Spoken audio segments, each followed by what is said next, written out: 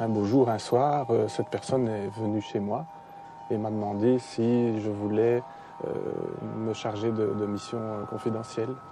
Il a expliqué que c'était quelque chose qui était dans le cadre de l'OTAN, mais sans beaucoup plus d'explications, parce qu'à ce moment-là, j'étais toujours susceptible de refuser. Donc il ne s'indiquait pas de donner trop de détails, puisque toute cette organisation était absolument secrète. C'était une des organisations les plus secrètes qui ait jamais existé. Nous avions une radio à notre disposition et la base était effectivement située dans les environs de Londres et une deuxième base se trouvait du côté de Boston. Donc, ho fatto esercitazioni con reparti speciali americani, inglesi, francesi e belgi. Normalmente le esercitazioni consistevano nel lancio di questi specialisti da aerei che venivano direttamente dalla Francia o dal Belgio o dall'Inghilterra, venivano paracadutati e c'erano i nostri, cioè quelli che avevamo addestrati, che gli facevano le dovute segnalazioni a terra e poi li guidavano nelle case sicure. Gladio, così come è stata definita, individuata, descritta oggi, è una componente di quelle che ho sempre chiamato strutture parallele. C'è un esercito invisibile, non predisposto per una battaglia, una guerra esterna contro un ipotetico invasore, ma addestrato ad operare all'interno contro quello che in tutti gli ambienti militari è stato sempre definito una quinta colonna dell'Unione Sovietica, il Partito Comunista e le forze di estrema sinistra ad esso collegato.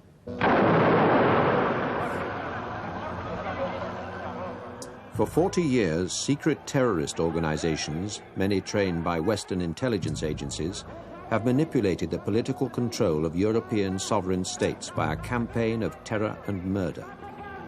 Originally part of a secret network, these groups changed from being defenders of state security into attackers of the established political order.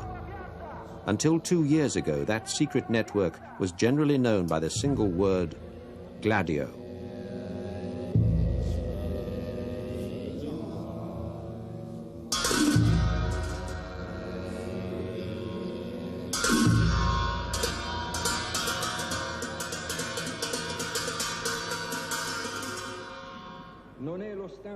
On November the 9th, 1990, the Prime Minister of Italy, Giulio Andreotti, revealed to his own parliament and the world the existence of a top-secret European-wide network of secret agents.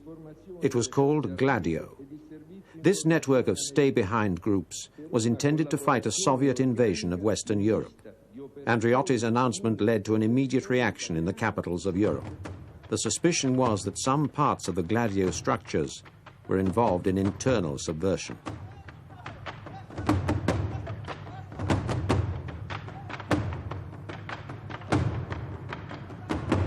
Nous avons été saisis de la question du stay behind belge, qu'on a appelé la question Gladio, par le scandale qui a été déclenché en Italie par la révélation de l'existence en Italie d'un réseau stay behind. Et notre ministre de la Défense nationale a été interpellé par son collègue italien qui voulait savoir quelles avaient été les décisions prises lors de la dernière réunion des Stay Behind européens. C'était un soir de novembre 1990 quand un délégué des autorités italiennes est venu me demander si je savais ce qu'était Gladio.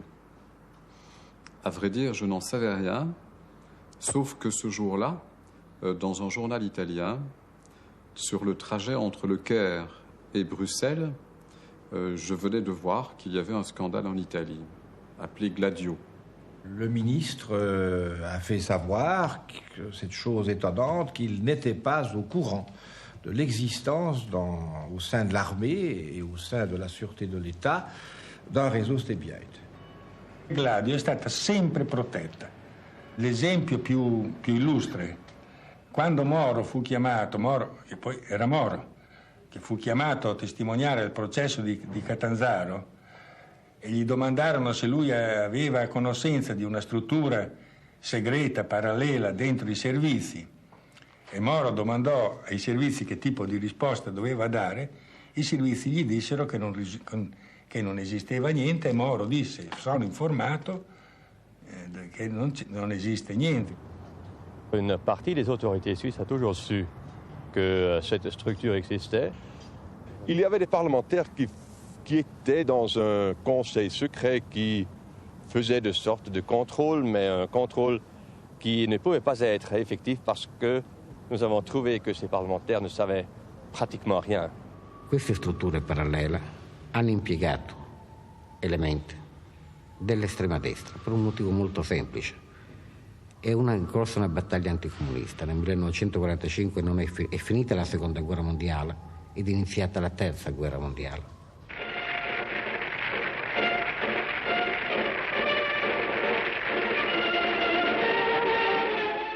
The autumn of 1944. Benito Mussolini would be dead in 6 months. Adolf Hitler in less than a year. La bandera della Repubblica Sociale Italiana è il simbolo della nostra fede assoluta. As the Allied armies advanced on the capitals of Axis-occupied Europe, the other war, the secret war of agents and partisan groups that had always been part of the bigger war, was to reach its own climax.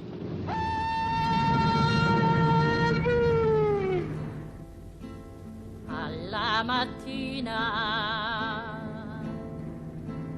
appena alzata, oh bella ciao, bella ciao, bella ciao, ciao, ciao, alla mattina,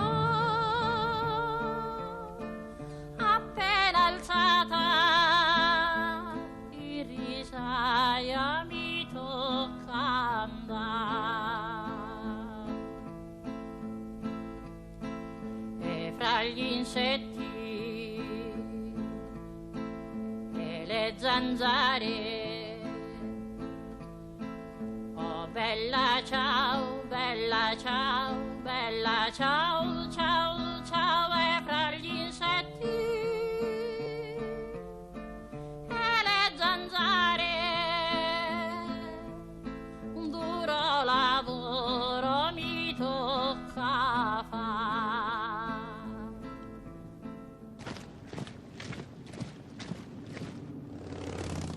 As the Germans withdrew, they left secret agents in the countries they had occupied.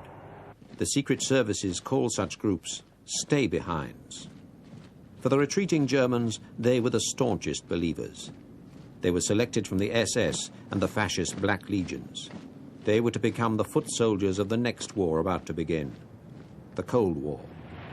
Le Palais des Sports de Bruxelles a été le théâtre d'une manifestation monstre consacrée au thème « Réunion de tous les peuples européens dans la lutte contre le bolchevisme ».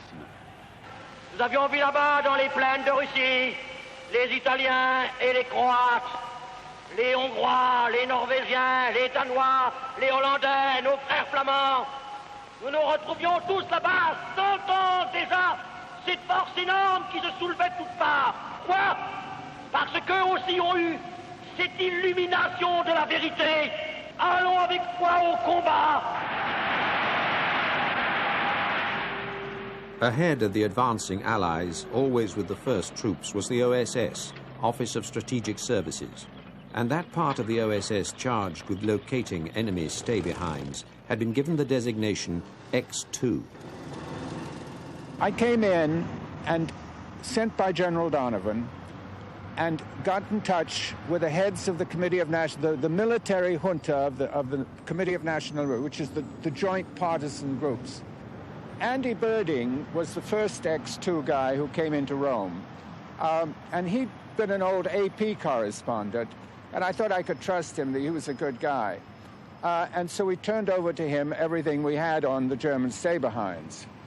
Then Jim Angleton appeared in August. He began recruiting fascists because he figured that the best way to control the communists was to hire fascists. One of the most tough ones was Prince Valerio Borghese, who ran what was known as the 10th Flotilla. These are the guys that would execute partisans and hang them from lampposts all over Italy. Oh, bella ciao, bella ciao, bella ciao, ciao, ciao, mamma mia. Oh, che tormento, io ti invoco ogni domani. Angleton made a deal with Borghese and then rushed up to save this commander from the partisans who would have lynched him any time, because he had lynched thousands of partisans. Il principe Junio Valerio Borghese. Quindi era un uomo di un personaggio che ci porta diritti nel cuore dei servizi segreti americani. Lui venne salvato da Angleton, venne protetto da Angleton nel 1945, quando si è arreso a Milano alla fine della Seconda Guerra Mondiale qui in Italia. La 10ª MAS, quindi Valerio Borghese, 10ª MAS era la formazione che lui comandava, sottoscrisse l'impegno scritto di prendere le armi con gli alleati nel caso di conflitto con l'Unione Sovietica. Licio Gelli, later to head the secret P2 Masonic Lodge, had been a liaison officer attached to the SS. He had his own encounter with X2 agents. Quando sono arrivati ci hanno fatto prigioniero un gruppo di canadesi che poi ci hanno portato giù e quindi erano della OSS, siamo stati. Io sono stato lì da loro, trattato bene, mi hanno tenuto una settimana ad un appartamento a Pistoia portandomi una risma di carta, mi disse appunto l'ufficiale che dovevo scrivere tutta la mia vita dal momento della comunione a oggi, quello che avevo fatto. Dopo un'altra settimana vennero a chiedermi se volevo essere paracadutato al nord. Era un colonnello americano al quale gli risposi di no, che non desideravo essere paracadutato perché io avevo già terminato il mio compito. To show what a cynical game it is, this young policeman, Federico Umberto D'Amato, the night that the Allies came in to Rome, rounded up all the German stay-behinds whose addresses he had, put them in jail, turned them over to the Americans, and they were disposed of. The German stay-behinds were turned over to Italian authorities and sentenced by Italian military courts. A un certo momento io facevo servizio all'albergo Excelsior, dove c'era il generale Meltzer, che era il capo delle forze armate tedesche a Roma, e lì c'era anche questa centrale dell'Abwehrluft, e un giorno riuscii a introdurmi in una di queste stanze e con un certo rischio, devo dire, mi impossessai di queste liste. E quando andarono via i tedeschi, io pensai che non avrei trovato nessuna di queste persone, invece c'erano tutti, perché era un'operazione di lasciare le persone sul posto mano a mano che si ritiravano, per cui non avevano bisogno di fargli passare le linee. Qualche cosa come che si è detto, e come lei saprà come me e meglio di me, a proposito dell'operazione Gladio. E quando gli americani vennero qui e li cercarono e li trovarono che erano già arrestati, e da allora poi ebbe inizio questa collaborazione, sempre d'accordo con il mio governo e riferendo sempre alle mie autorità nazionali. From that day of his joining Jim Angleton, or the X2 part of OSS, he ran the secret police for the next 40 years. Molti funzionari di polizia erano stati costretti ad andare al nord al seguito di Mussolini e si trovavano in una triste condizione in quel momento. Siccome mio padre era funzionario di polizia e li conosceva tutti, fu deciso dall'OSS X2 di paracadutarmi, a me che non ero mai visto un paracaduto in vita mia, di paracadutarmi nella zona di Salò, dove per fortuna riuscii ad arrivare e dove contattai i principali funzionari della Repubblica di Salò, che aderirono naturalmente a collaborare e che sono stati poi alcuni fra i più importanti dirigenti dello Stato italiano, del Ministero dell'Interno, nell'immediato dopoguerra. Gladio was a joint brainchild, but its most intense architect was Angleton. And Angleton, as most people know, was a sort of a professional paranoiac. One of his favorite sayings used to be that even paranoiacs have enemies. And Angleton was a fellow who felt that you couldn't trust anybody, particularly not any foreign country. Perché più passa il tempo, più si va avanti negli studi sulla questo sia per della Seconda Guerra Mondiale e sia soprattutto nel periodo successivo della Guerra Fredda, più si vedrà che Angleton è stato un personaggio straordinario, intendiamoci, straordinario sotto tutti i punti di vista, anche, se mi permetti di dire, un po' nella follia, perché, come diceva Erasmo da Rotterdam, ci vuole un pizzico di follia in tutte le cose. E quando ci si arruolava all'OSS, che era il servizio da cui è nato la CIA dopo, c'era un cartello con scritto: per entrare a far parte dell'OSS non è necessario essere pazzi, ma è molto utile. E credo che l'avesse proprio fatto scrivere Angleton. We sort of anticipated another world war, and a world war that would be characterized by an occupation of Western Europe by Soviet forces.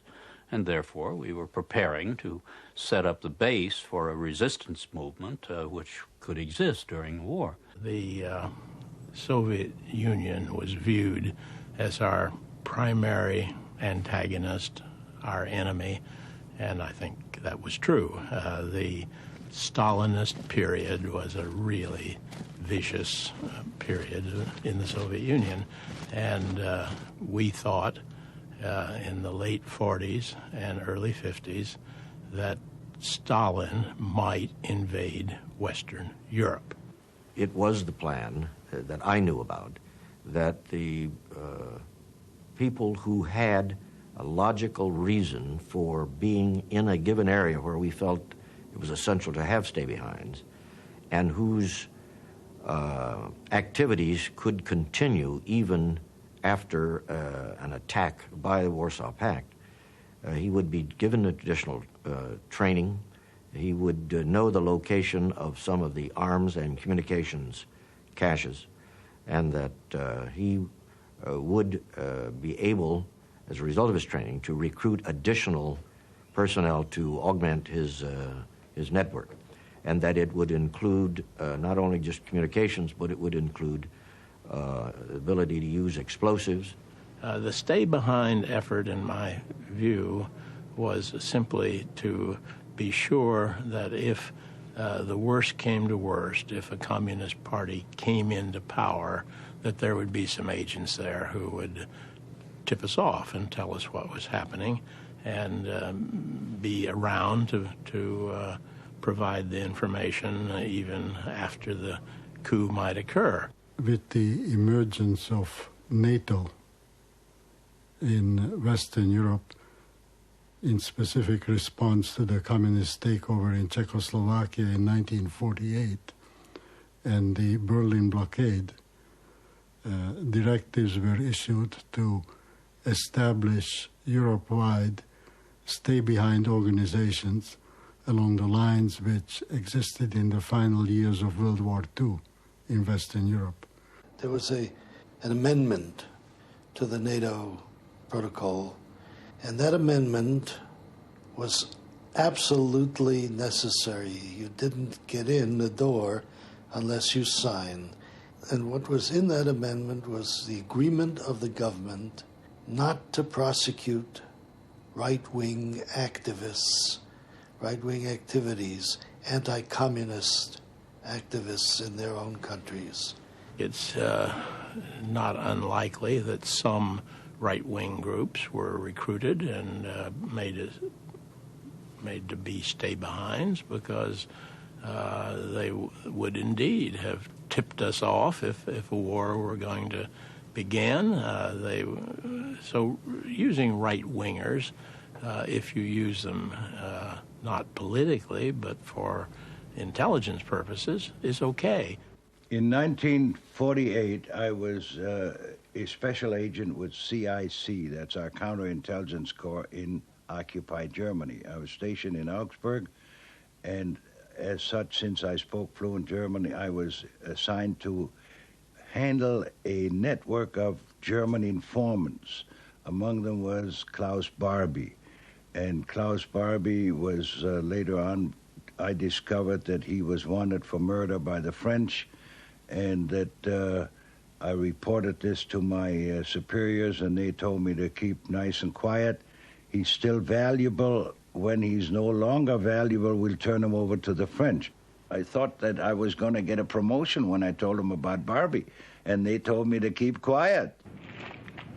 Colonel Gunther Bernau was an agent, an informant working for the military intelligence in Stuttgart. We had provided him a home, a safe house in Ludwigsburg, and there I met him 3 times a week, and he brought us information about communists and whatever we wanted to hear, he told us. He was certainly a very strong Nazi. I sat in his office one day and opened his album of pictures from the war, and in the middle of the album it showed a nice picture of Adolf Hitler. Several other high-ranking SS officers who came to visit him in his safe house that we had provided. And he told me that if for any reason he needs help, by one telephone call he could contact 200 former SS leaders from Hamburg to Munich. I remember him taking me to one particular spot, which we uncovered and dug it out, and there were rifles, small arms, grenades, all nicely wrapped in cosmoline, and he said, we have thousands of these all over the country. And that sort of made me a little suspicious, and I reported this, and they said, well, we know this. They're all working for us in case the communists come across the Iron Curtain. A former general, SS general, Paul Hauser, was a frequent visitor at Bernau's house, and they worked together hand in glove about certain programs which we didn't know anything about, and I wasn't even asked to find out more about it. Somebody above me must have been running this network already at that time. The man in Adenauer's office, who also had, I guess, his fullest confidence, who oversaw Gladio in its earliest stages, was a fellow named Dr. Globke, who was an ex-Nazi, who Adenauer had brought into the government the way he brought a lot of ex-Nazis into the government, because I guess his position was that these were the only people who really had any administrative experience, and so they were, I guess, denazified, if you want to call it that. They were cleaned up a little bit like today Nazi, tomorrow Democrat, like changing undershirts. What we were doing is either with the government secretly or independently on our own, looking for people who might perform this function in some country where you didn't have that connection with the government or whatever, or maybe you did as a supplement. But maybe 1 or 2 extra people that would have this training who would stay there during a Soviet occupation and be the base that you could then talk about recruiting other people to join.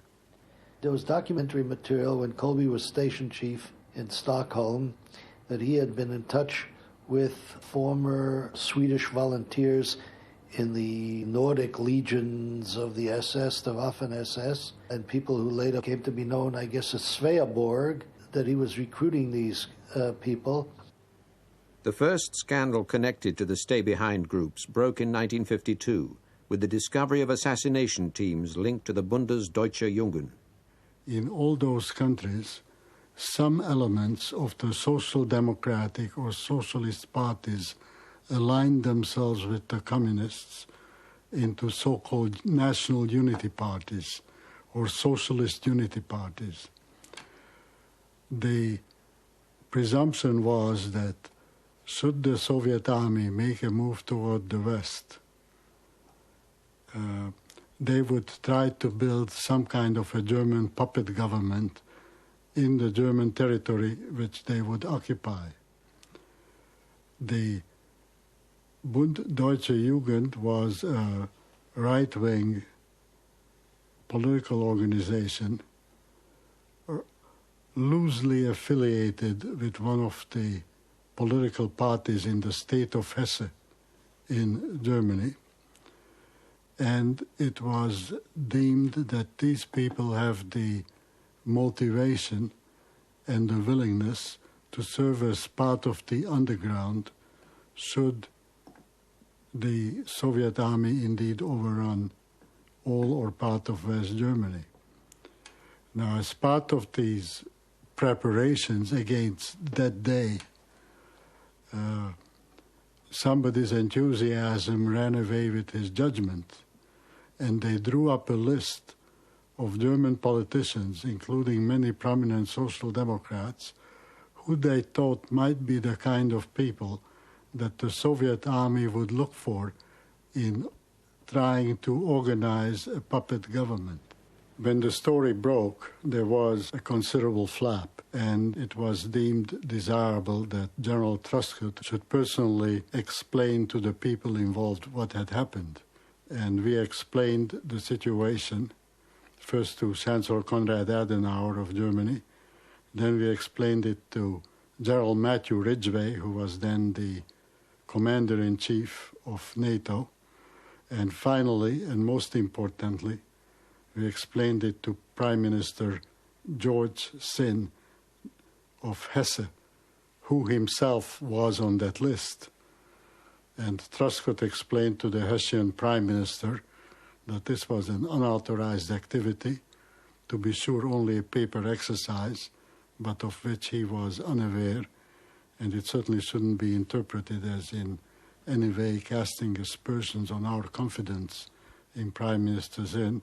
From the beginning, Gladio was really divided into two spheres of influence, British and American, because the original agreement between Sir Stuart Menzies and the ex-OSS people, Wisner and those, had foreseen that the British would retain their sphere of influence in the countries that were traditionally British, such as the Netherlands, Belgium, Portugal, Spain, and the United States had very little to do with those. We'd see, or rather I would see, documents having to do with that, but if anything needed to be done, I would have to contact somebody who had that responsibility in DI6. Après la guerre, le chef de l'Intelligence Service, Menzies, Monsieur Menzies, a pris contact avec le ministre des Affaires étrangères de Belgique, Monsieur Spaak, très connu, M. Paul-Henri Spaak, et ils se sont entendus sur le principe de créer un réseau stay behind belge en période de paix, afin justement de ne pas connaître tous les inconvénients et tous les dangers qui avaient été liés à la constitution de stay behind pendant la guerre. La relation peut être privilégiée au départ entre les services de renseignement britanniques et le service de renseignement belge trouve son origine naturelle dans les contacts qui ont eu lieu entre M. Spaak à l'époque et le patron du service de renseignement britannique. Et dans cette réunion, ce tripartite meeting avec les États-Unis, la Grande-Bretagne et la Belgique. Cominciò dal 1951, americani, inglesi e francesi per primi cominciarono a preoccuparsi di che cosa sarebbe potuto accadere se l'Europa fosse stata invasa. E si mossero in base all'esperienza fatta da due grandi organizzazioni che avevano concorso a organizzare e a sostenere la resistenza in Europa contro il nazismo: lo Special Operation Executive britannico e l'Office for Strategic Service americano. Ces réseaux ont été constitués à l'intérieur de services secrets. Enfin, ce qu'on appelle les services secrets, c'est-à-dire du service des renseignements militaires et de la sûreté de l'État. C'è una grossa discussione sulla legittimità di Gladio perché per la nostra Costituzione Gladio doveva quantomeno essere dichiarata nelle linee generali al Parlamento. Questo è un problema. Il fatto vero è che ammesso anche che ci fosse la necessità di avere una struttura segreta o riservata, e nei trattati internazionali spesso ci sono delle clausole segrete, però la linea di difesa di questo segreto deve andare da un Presidente del Consiglio che sia il Presidente del Consiglio che entra. Il Presidente degli Stati Uniti eletto passa 2 mesi a essere informato di quello che esiste. Quindi se il primo Presidente del Consiglio che ha autorizzato Gladio doveva dare questa informazione ai suoi successori e quindi doveva essere questo. Noi invece abbiamo trovato che, avendoli interrogati quelli che sono rimasti vivi, che una parte sono stati informati in un certo modo, molto sommario, come vi dirò, altri non sono stati informati affatto. Il senatore Fanfani, che è stato Presidente del Consiglio 6 volte, Ministro degli Interni alcune volte, Segretario della Democrazia Cristiana e segretario molto forte, non è stato mai informato su sue testimonianze, sul fatto che non esistono. Non è stato mai informato. Altri non sono stati informati.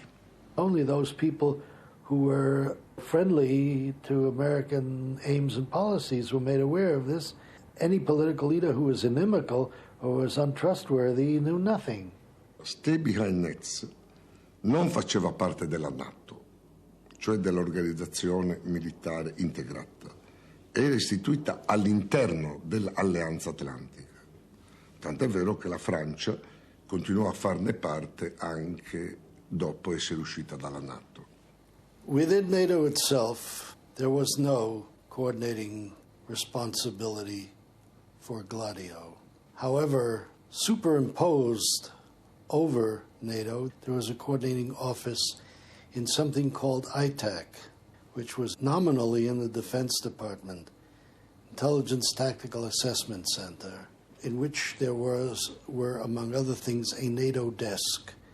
That NATO desk was owned by the agency.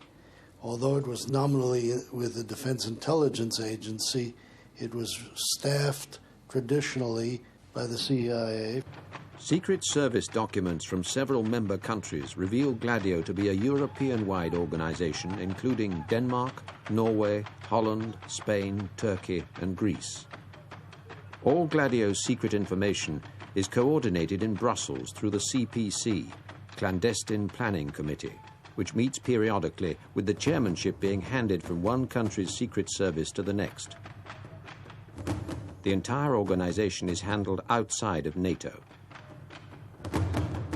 Gladio è cominciata in Italia nel 1951, quando il generale che comandava il SIFAR di allora, il generale Broccoli, scrisse al capo di Stato Maggiore generale dicendo: devo mandare 6 ufficiali a un corso dell'intelligence service in Inghilterra. Sì, ho semplicemente assistito a delle dimostrazioni addestrative, didattiche dello staff dello Stay Behind inglese, cioè come loro addestravano i loro uomini nel campo soprattutto degli esplosivi e delle armi. E circa la presenza di ufficiali, ero con un altro ufficiale italiano e ufficiali inglesi erano quelli che ci accompagnavano e non so neanche però se fossero ufficiali delle forze armate inglesi, forse erano dell'intelligence. In Inghilterra una settimana a pool per lavorare, per vedere un po', mi avevano invitato gli inglesi i reparti speciali inglesi. Sono stato una settimana, ho fatto un po' addestramento con loro, ho fatto anche un lancio col paracadute nella manica, ho fatto un'esercitazione con loro lì e mi sono trovato molto bene. Poi sono stato a Erfurt per pianificare un'esercitazione con gli SAS inglesi.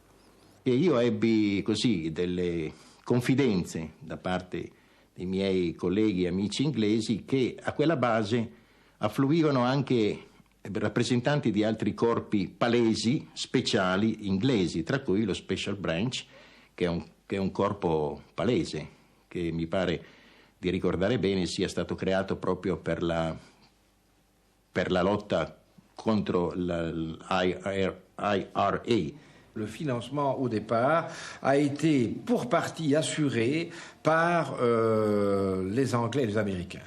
Nous avons pu constater que le STBN belge avait reçu des pièces d'or, notamment des pièces d'or, qui devaient servir de viatique pour les agents qui auraient dû, ou les instructeurs qui auraient dû opérer en temps de guerre.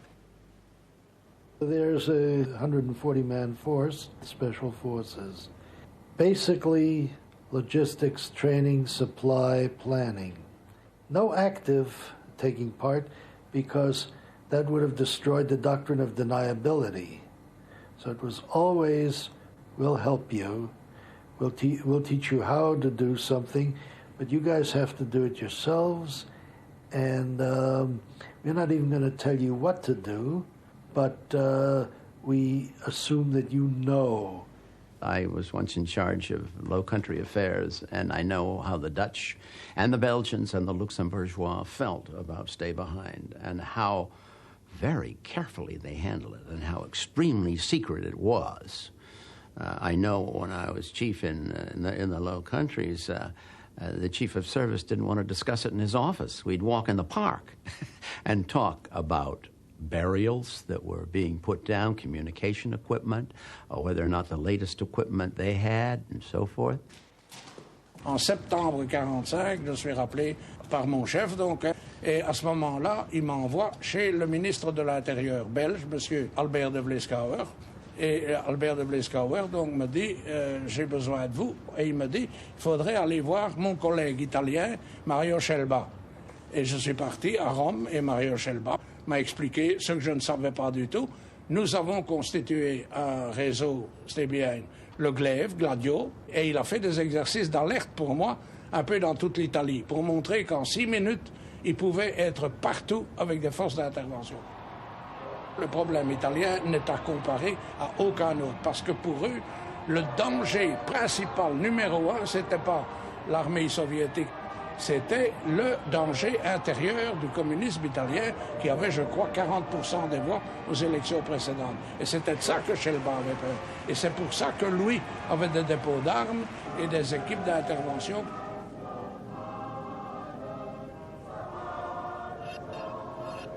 There were people inside the American government, George Kennan most notably, who were arguing that the chance of the Communist Party winning the 1948 elections was so great that the United States should use military force to stop the elections, not hold the elections at all, just cancel the elections, send the army in and say to the communists, we're not going to risk elections because there's a chance of you winning. Well, this was laughed out of school by the President and the Secretary of State and all other responsible government officials. I mean, none of that was ever put into effect. And the United States said, okay, well, we'll run the elections and we'll compete in the elections. General Marshall and James Forrestal and Allen Dulles all realized that in 1948 it was an absolutely critical moment, and that the United States didn't have, they had an intelligence service, which was quite new and young. It could collect intelligence, it could have counterintelligence, it could do everything, but it could not carry out a covert operation. There was no charter for it. And so that was remedied quite rapidly in 1947-48. Gladio fu costituita nel 1948 e credo era operativa già alla fine dell'anno. Era stata composta con una grossa metodicità di scelta di persone, che molte persone provenivano dalle file dei legionari della guerra di Spagna e molte venivano anche dalle file della Repubblica fascista di Salò, gente che sapeva maneggiare molto bene le armi, squadre di 9 persone di cui c'erano 2 capi per ogni squadra, perché conosceva, alcune dovevano conoscere dove c'erano i depositi di armi, i depositi di viveri e anche qualche deposito dove c'erano dei denari. Nel 1948 parlo della mia esperienza di giovane appartenente ai gruppi giovanili della Democrazia Cristiana nella mia provincia. Io avevo 20 anni, non ero nessuno. Che noi, un gruppo di noi, si organizzò nella capitale della provincia e in altri centri viciniori e che fummo armati di fucili mitragliatori. Io personalmente avevo uno Sten e che ci furono fornite bombe a mano dai locali comandi dei carabinieri per l'eventualità che il Partito Comunista non accettasse il responso elettorale e che tentasse un colpo di Stato, così come era avvenuto in paesi come l'Ungheria, la Cecoslovacchia, la Polonia, la Bulgaria. There was no need for Gladio to be activated in Italy in 1948. The CIA's first major covert operation succeeded without it. Large sums of money to political parties helped the Christian Democrats defeat Palmiro Togliatti and the Communists. Earlier there had been an attempt on Togliatti's life. It's never been discovered who was behind this, but the Italian press declared that it was the work of a madman. On a dit que c'est le CIA qui a créé Gladio. C'est impossible puisque CIA a été créé en septembre 49 ou septembre 49. Or, Gladio existait en Italie, en France, en Suisse, en Belgique, en tout cas, et probablement, oui, en Espagne, avant septembre 49. Donc avant la création de la CIA. Mais comme ils le font souvent, les Américains sont montés dans le train en marche. After the war, a rather powerful Communist Party arose, having, I think, 21 members of parliament, which was unique in Belgium, it never happened before. And given the international context of communism, right-wing people were, of course, afraid of what they called communist danger in Belgium. Julien Lahaut was honorary president of the Belgian Communist Party, which doesn't mean he was the most powerful man in the party, but he was a symbol for workers' action.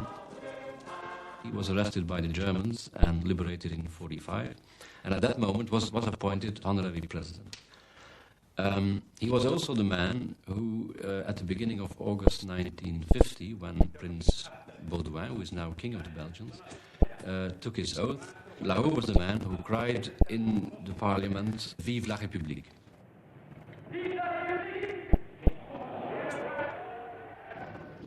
King Leopold had been deported to Germany, then to Switzerland after the war, and center-right and right-wing were agitating to bring him back on the throne. The left wing was opposed to the return of the king, so the right-wingers were for the return of the king. And some of these groups established in 1948 its first contacts within the American embassy with an officer called Parker, who insisted on not only the Leopoldist agitation, he insisted on the formation of stay-behind groups to assure anti-communist resistance. Julien Lahaut was murdered in 1950. The man who killed Lahaut came out of a right-wing resistance group which was called the Secret Army, l'Armée Secrète. And very soon after the war, he was engaged in anti-communist intelligence and action work. And the action work was done, among other people, with Mr. André Moyen. Ça s'est passé donc ça en août 49. Et 3 mois plus tard, un gars que j'avais connu pendant la guerre, mais qui n'était pas de mon service, est venu me trouver et il m'a dit « Il faut que je vous demande conseil.